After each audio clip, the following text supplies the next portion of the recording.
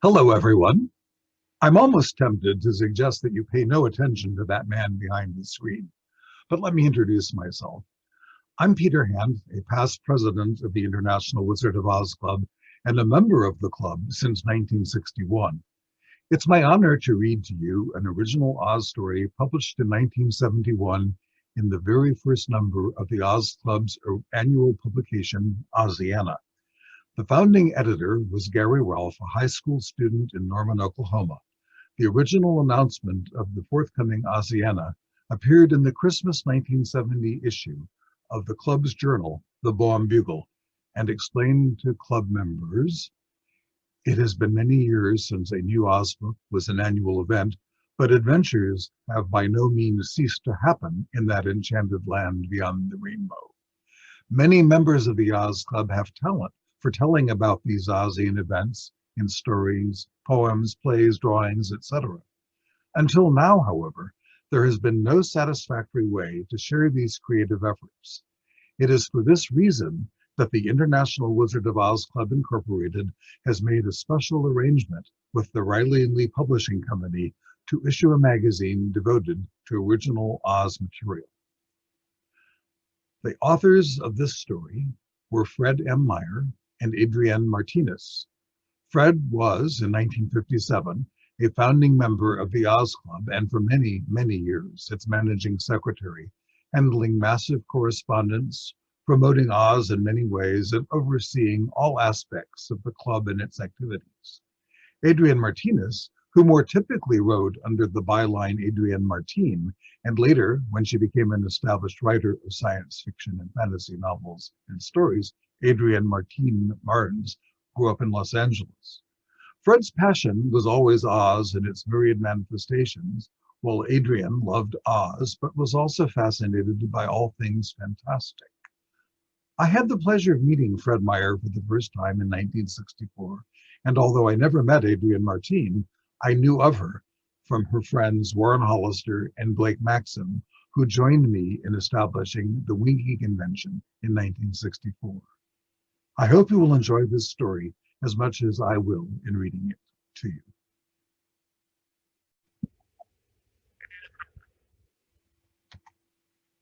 Mr. Thinman in Oz. Mr. Thinman was cleaning his attic. It had been years since anyone had gone up there, and everything seemed covered with a fine layer of powdery gray dust. Surveying the room with the happy eye of an explorer, Mr. Thinman decided to commence by investigating the contents of a large packing box near the window. As he approached the box, he noticed something rolled up and wedged between the box and the wall. It was a small rug, and it appeared to be as neat and as clean as the day it was placed there. Mr. Thinman opened the window to get more light. Then he unrolled the rug and held it up to get a better look. It was a fine Persian carpet, and on it, threads of yellow, blue, green, purple, and red were woven together in an intricate, fascinating design. The Thinman family had always been great travelers, and this must have been brought back to the United States by one of Mr. Thinman's ancestors. Yet it was curious that this rug was not dusty like all the other things in the room. It must be made of some unusual material. Mr. Thinman did not understand it, but he spread the rug on the floor and measured it with his eye. Yes, it would be exactly right on the floor next to his bed. He then noticed an old-fashioned and tarnished Persian lamp high on a shelf. It would be perfect on the dresser in his room and go nicely with the rug. He had to step on the rug to get to it, and you can imagine his surprise when, reaching for the lamp, he found himself being slowly lifted into the air. Soon he was several inches off the floor and thoroughly astonished. He voiced his thoughts aloud. "This is ridiculous," he muttered. "There is no such thing as a magic carpet." In answer, the saucy little rug shook itself and knocked Mr. Thinman off onto the floor. Sitting up, Mr. Thinman looked plainly pleased and puzzled. He noticed a tag tied to the rug. He said, "Purchased in Baghdad by R.R. Thinman II in 1890. It was then that Mr. Thinman decided that nothing could be more exciting than a jaunt on a magic carpet.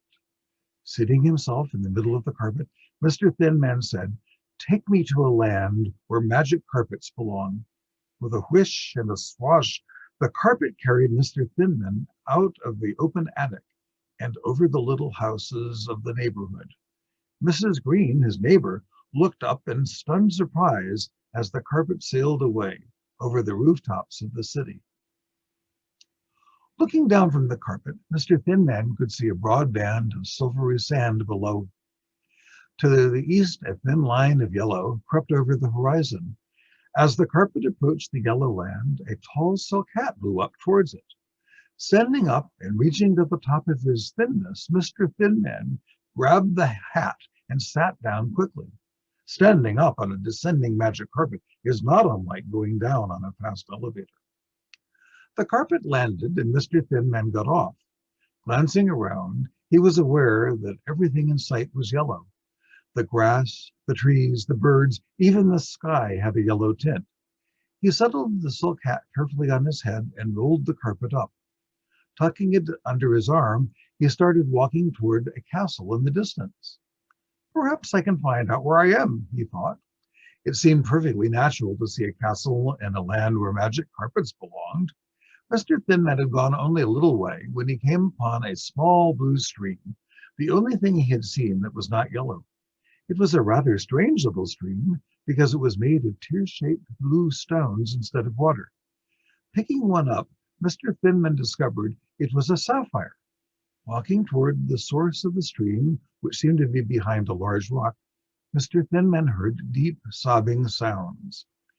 As he rounded the rock, Mr. Thinman almost jumped, for sitting behind the rock was a very large, rather sad-looking dragon. Kind-hearted as he was, Mr. Thinman nevertheless hesitated to approach a strange dragon, or even a familiar one, but seeing that it was not breathing any fire and was in a pitiful condition, he said, "Is there anything I can do to help?" The dragon looked up and stopped sobbing for a moment. "Do you have any matches?" he asked. After feeling in his pocket, Mr. Thinman shook his head. "Then you can't help me," the dragon sighed. "My fire went out and I can't move." "How did you get your fire out?" asked Mr. Thinman. "I was engaged to marry a lovely lady dragon. She was just beautiful. The day before the wedding, she disappeared." At this point, a large blue sapphire slid down the dragon's cheek. "I started to look for her. I looked and looked, and then I got discouraged and started to cry. And when I cried, my fire went out. And when my fire went out, my tears turned to blue sapphires and I couldn't move. I think Mombi the witch took Vazira, my beautiful beloved. Mombi probably was jealous of our happiness." Mr. Thinman was deeply sympathetic. "That's too bad," he said. "I wish I had some matches. Maybe I could start a fire with some dry wood." As he turned to go, looking for some wood, the hat on his head gave a peculiar thunk and became heavy. Taking the hat off, Mr. Thinman found pounds of matches and a note. The note said, "This hat is the property of the Wizard of Oz. Please return to the owner. Care of the Royal Palace, the Emerald City of Oz. Oz." He gave the matches to the dragon, who crunched them up in a wink and began to breathe fire. Mr. Thinman backed away nervously to avoid being singed. Then he said, "I'll help you look for Vazira. Do you know where the Emerald City is?" The dragon looked surprised. "You new here?"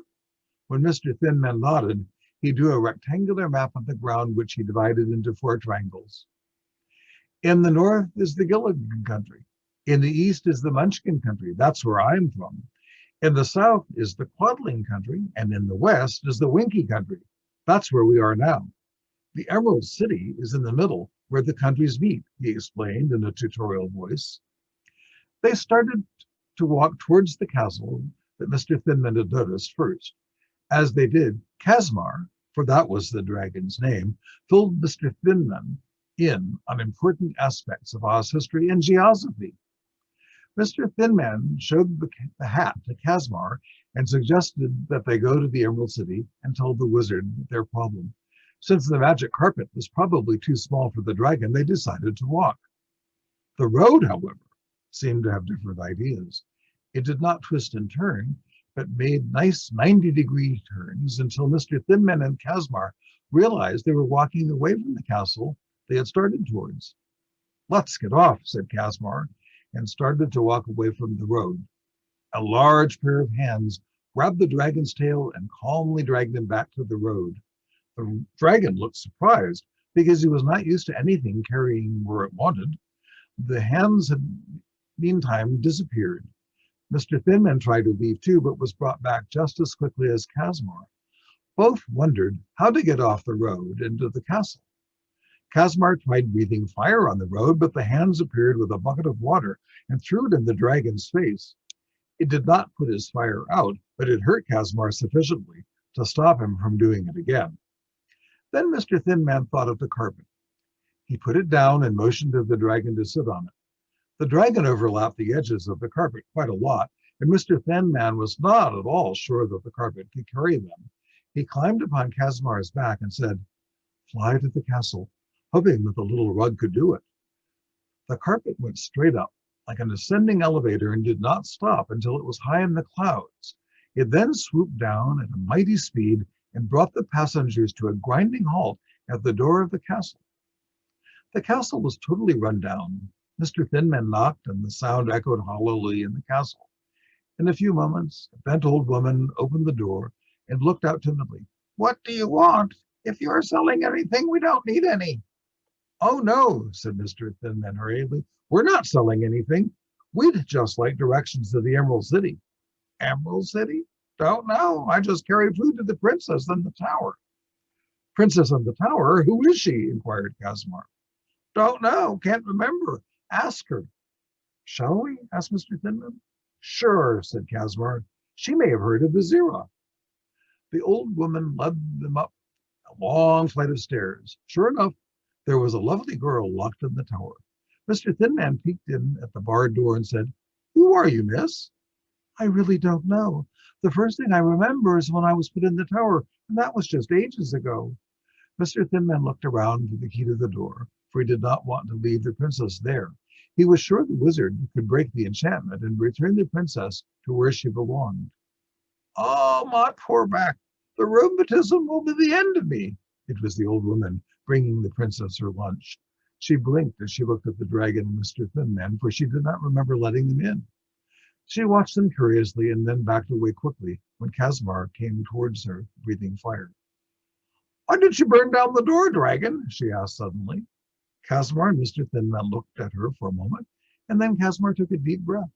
With a great force of fire upon it, the door crumpled into ashes, and the bars of the windows clanked to the floor, glowing red. The princess, after the door had cooled, rushed out and gave Kazmar a big hug for saving her. Kazmar blushed, which is very hard for a blue dragon to do. Mr. Thinman, meanwhile, had been thinking about the princess's enchantment. He was also thinking about the hat and its magical powers. He did not want to wait and ask the wizard about the princess, mainly because he thought he was going to be a long time getting to the Emerald City. He said, "Give me something to disenchant the princess." The hat gave a hum and a whistle, and something clunked. Taking the hat off, Mr. Thinman found a pancake turner. A card tied to the handle read, "Tap, object on top, on person, on head, to break enchantments and change things into something better.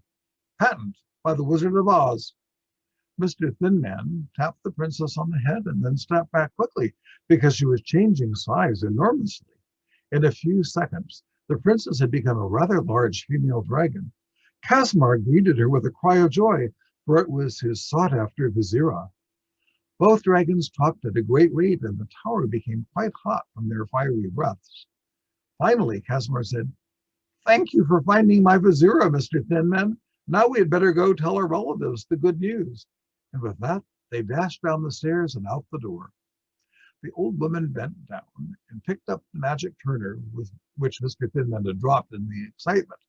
She read the card several times and then tapped herself on the head. "Maybe this will cure my rheumatism," she rumbled. Mr. Thinman blinked because he had suddenly found himself in a well-furnished, well-kept castle and in the company of a princess of about 9 years. "Hello," she said. "I'm Princess Amberina. Who are you?" I am R.R. Thinman IV, and I am very pleased to meet you.